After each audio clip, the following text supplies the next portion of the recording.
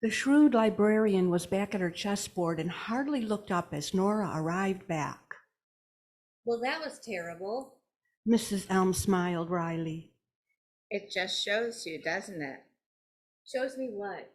Well, that you can choose choices, but not outcomes.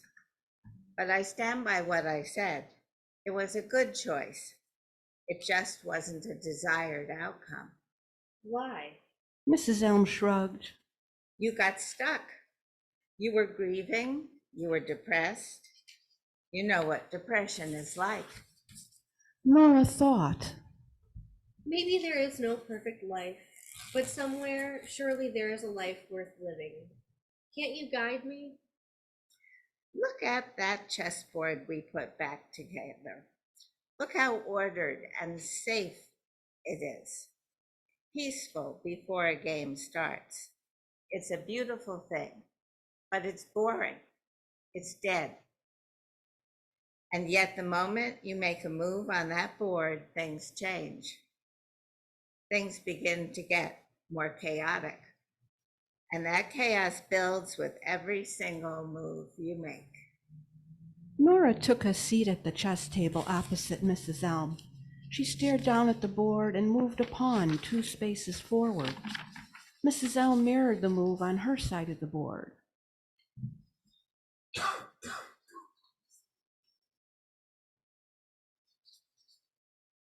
It's an easy game to play, but a hard one to master. Every move you make opens a whole new world of possibility. Nora moved one of her knights. They progressed like this for a little while. At the beginning of a game, there are no variations. There is only one way to set up a board. There are 9 million variations after the first 6 moves. And after 8 moves, there are 288 billion different positions. And those possibilities keep growing. There are more possible ways to play a game of chess than the amount of atoms in the observable universe. So it gets very messy. And there is no right way to play. There are many ways. In chess, as in life, possibility is the basis of everything. Every hope, every dream, every regret, every moment of living. Eventually, Nora won the game. She had a sneaky suspicion that Mrs. Elm had let her, but still she was feeling a little better. Thank you. February is an uncertain time of the year, an unpredictable time. Is it winter? Is it spring? Does it feel like spring, but it's really still winter? I mean, the daffodils are popping up and snow. This is Chicago. My mother used to visit me regularly for my birthday, March 20th, the official first day of spring, at least on leap years. But then it snowed one year for my birthday. So the next year she pushed her spring visit back to April for Easter. Then it snowed in April. Poor daffodils. So she pushed it back to May, and we started joking that she wasn't sure she could trust Chicago weather until June. However, then the unprecedented emergence of dementia superseded the uncertainties of Chicago weather, and her spring visits ended altogether. But I still think of her spring visits and the uncertainties of weather and life. My mother was uncomfortable traveling in bad weather, so she tried to avoid it. But more than that, she was deeply uncomfortable with uncertainty of any kind. She did not welcome or even accept uncertainty. She tried to push it off her path. And when she couldn't avoid uncertainty, she used the same strategy all along her life's path. She worried and she planned. But though she arranged her journey so carefully to avoid all bad weather, ultimately all her planning and all her worry were no match for the unexpected sandstorm of dementia, which finally obscured the path altogether. If there's any blessing in her dementia, I think it is that Mom no longer tries to avoid uncertainty. She doesn't worry, she doesn't plan. She lives from one moment to the next with no concern for the future or regret about her past. She's no longer uncomfortable with uncertainty. I, however, have unfortunately inherited my mother's discomfort with uncertainty. So I was drawn immediately to the book Comfortable with Uncertainty by one of my favorite authors and spiritual guides, the American Buddhist nun Pema Chodron. She starts by saying that to feel discomfort is a part of being human. And as a species, we should never underestimate our low tolerance for discomfort. So it makes sense that many of us try to avoid it. But why does uncertainty cause us discomfort when nothing in its essence is one way or the other? Even the weather. All around us as children, the wind, the fire, the earth, the water are always taking on different qualities. We also change like the weather. We ebb and flow like the tides. We wax and wane like the moon. What we fail to see is that, like the weather, we all are fluid, not solid. And so, of course, are our interactions, our choices, our moves, our lives. What we call uncertainty is actually the open quality of any given moment. The moment between the in-breath and the out-breath, when anything is possible. It is not the weather or uncertainty or anything in life that is the root of our discomfort. It is resisting that causes us to suffer. We suffer because we resist that we cannot control the weather, that we cannot control others, that we cannot even control ourselves sometimes, that we cannot control life. Ultimately, we resist the certainty that no matter what the circumstances, uncertainty is all we truly have in life. And in so resisting, we lose the gift of uncertainty, that open quality of any given moment. So why is uncertainty so discomforting, frightening even for some of us, that we feel we must resist it at all costs? Well, psychologists suggest our brains were designed as future predicting machines with a bias towards negativity in order to increase the chance of survival. And our brains still work this way today. In order to avoid potential danger, we get caught up in predicting what could happen if I lose my job, or if I move to a new city, or if it snows when I'm scheduled to fly to Chicago. We can't know, so we avoid the discomfort of uncertainty by engaging in safety behaviors like making lists, over-preparing, worrying, helicopter parenting, or perhaps the most tragic safety-seeking behavior of all, simply avoiding anything involving any risk or failure or harm.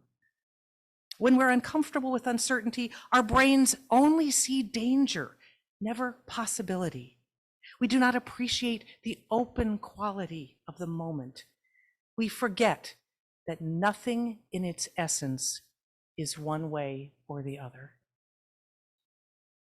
Last year started full of possibility for me. I even dubbed it my year of moxie, sure that I was finally getting my mojo back after unprecedented, uncertain years.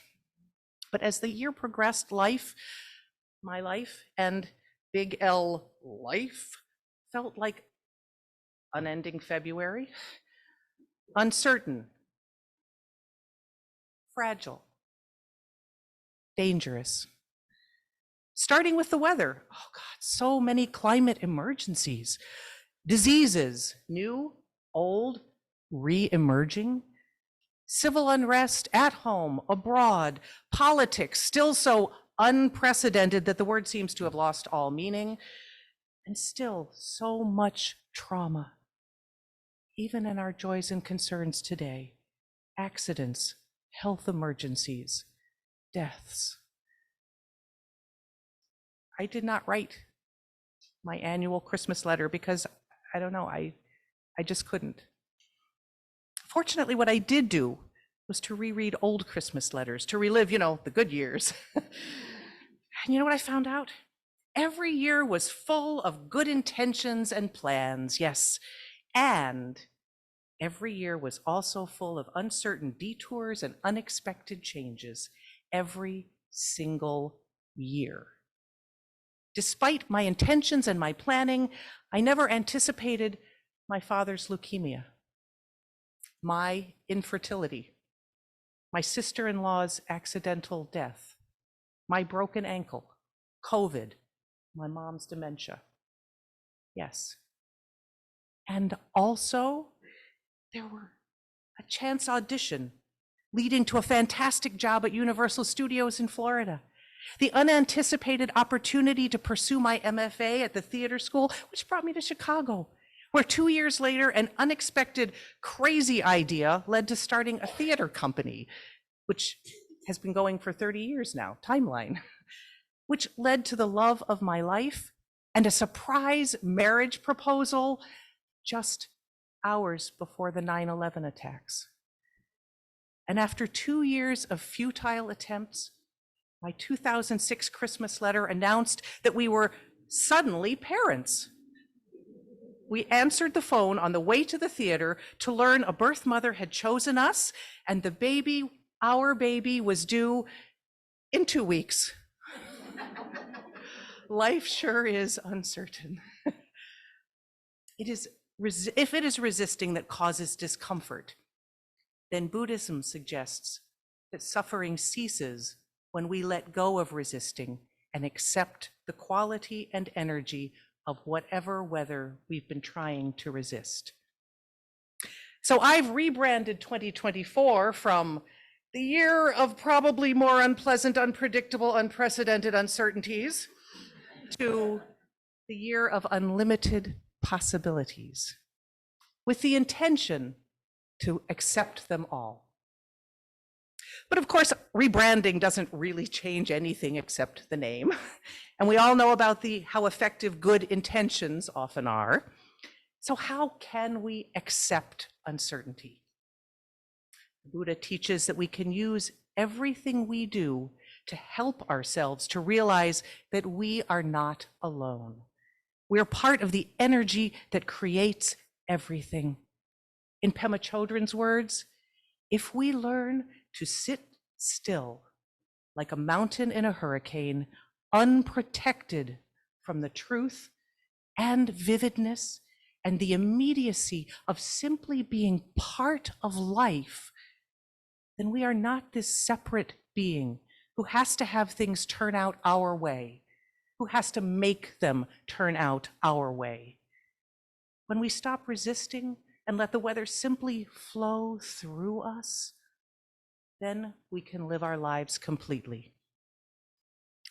Uncertainty threatens our sense of permanent security, and it also shows us the open quality of every moment. We have a choice. We can try to control the uncontrollable, always seeking comfort and safety, and always afraid. Or we can embrace this not knowing as part of the adventure of living. Or we can be confused, like I generally am, because I try to control the uncontrollable and I embrace adventure and I love surprise. When planning travel, I agonize like my mother over the uncertain potential for a million logistical nightmares, like the weather in Chicago, in any given month, really. And yet, I have nothing but excitement for a surprise trip. I got on a plane for my honeymoon having no idea where we would be landing. I have no idea where my husband is taking us for our spring break vacation. And I have zero anxiety about it. I imagine only adventure. And if anything goes wrong, we'll handle it. Now, how can that be? I went to the dictionary. I love dictionaries. Uncertainty, not able to be relied on, as in an uncertain future. Also, not completely confident or sure of something, as in uncertain how to proceed. Surprise, an unexpected or astonishing event, fact, or thing. And adventure, daring and exciting activity, calling for enterprise and enthusiasm. So the definitions of uncertainty and surprise both involve the unexpected, but uncertainty is unreliable. Clearly a companion not to be trusted, who leads me to feel unconfident of my abilities to overcome dangers. But surprise hints that the unexpected may be an astonishing adventure. Adventure promises excitement, and synonyms for excitement include enjoyment, exhilaration, stimulation, and pleasure. So I am changing my personal definition of uncertainty. Uncertainty means unknown, just unknown. Plus, clearly, without uncertainty, life would be like the chess game before anyone moves, static, unchanging, boring. What we call uncertainty is actually the open quality of any given moment. It is our challenge to stay open and accept whatever we are given in any given moment. And that openness has another name: improvisation. Acting and improvising are not without anxiety. I have a healthy dose of stage fright, no matter how much I prepare, because every performance is ultimately an improvisation, as is every moment in life, I might add. But every audience is different. Every onstage interaction is new. And of course, you never know when the lights will fail, or the phone won't ring, or the butler will forget their entrance. If you've never seen the Goes Wrong show, you should. It's a raucous, silly dive into the uncertainty of even scripted theater, when anything and everything that can go wrong does, and how the actors' best attempts to carry on often make things worse, but they still refuse to give up because the show must go on. I think it's actually a terrific encouragement to see life the same way. Even when we script our lives so carefully, things do go wrong. And when they do, even if we bungle our way through, almost always, our show goes on. Now, improvisers are those amazing actors who are somehow comfortable with uncertainty. They throw out the script altogether and embrace the adventure of surprise. They walk out onto a blank stage in front of an audience of total strangers, take whatever curveball is lobbed at them, react in the moment, and keep the show going. There is not one moment of certainty. Now, I'm not saying improvisation is necessarily a spiritual practice, but I do think there's more than a little Buddha in a good improviser. Improvisers embrace and show us how to practice the Buddhist goal of living unprotected from the truth and the vividness and the immediacy of simply being part of life, not a separate being who has to have things turn out our way. They show us when we abandon the need to plan and control and let the weather simply flow through us, we can live our lives more completely. So, are you ready to improvise? Yes. Guess what? You're already improvising. The first rule of improvisation, which I'm sure some of you know, is agree. Always agree and say yes. As Tina Fey says in her book, Bossy Pants, another one I recommend, When you're improvising, you are required to agree with whatever your partner has created. So if we're improvising and I say, freeze, I've got a gun, and you say, that's not a gun, it's your finger. You're pointing your finger at me. Cut. Our improvised scene has pretty much ground to a halt. In life, our partner is, remember, uncertainty. Not accepting is the same as, guess what? Resisting. See what I mean about improvisation and Buddhism? How many moments in life do we say no before a plan even gets out of our head? Yes, takes us out of seeking safety and opens us to the possibility of adventure in any situation. Okay, way to go, improvisers. You're ready for the second rule of improvisation: add. It is not enough only to accept what you are given. Oh, I can't believe it's so hot in here. Yeah, it is. Cut. We're kind of at a standstill. The game is not yes, it's yes and. Yes and means you agree to whatever you are given and then add something of your own. Oh, I can't believe it's so hot in here. Yes. And what did you expect? We're in hell. Now the game's afoot, right? Other important rules with my visual aid from an improv class I taught several years ago. Respect. This space is work, each other. Improv is only fun if everyone feels safe from judgment, including self-judgment. Just do it. Don't think, don't plan, don't judge. Just do it. Agree and add. Yes, and accept what you get and add to it. Help each other. Improv is a team sport. We're not trying to win. We're trying to keep the game going. Tell a story. Don't try to be funny. Don't try to be anything. Just live and tell your story and have fun. There are no mistakes, only opportunities. Graham isn't here. Graham is an amazing artist who has done things like Bob Ross. I was looking for the name. What does he say? There are no mistakes, only happy accidents. So now, to help everyone, I would invite two people to help me demonstrate yes and. I promise you it's not hard, it's even scripted. Is there anybody that would step up and just read half a dozen words? Come on, Isaiah. Come on, Graham. Or you're not Graham, you're my son.